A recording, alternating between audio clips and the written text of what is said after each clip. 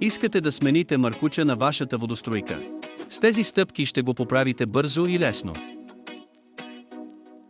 Какво ви е необходимо? Нов маркуч. Стъпка 1. Отстранете стария маркуч. Първо, отделете маркуча от водоструйката. Повдигнете заключващия механизъм и извадете маркуча. След това натиснете заключващия механизъм на пистолета за налягане и извадете маркуча напълно. Стъпка 2. Прикрепете новия маркуч.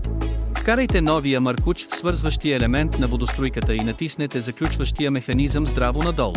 След това щръкнете другия край в пистолета за налягане, докато чуете щръкване.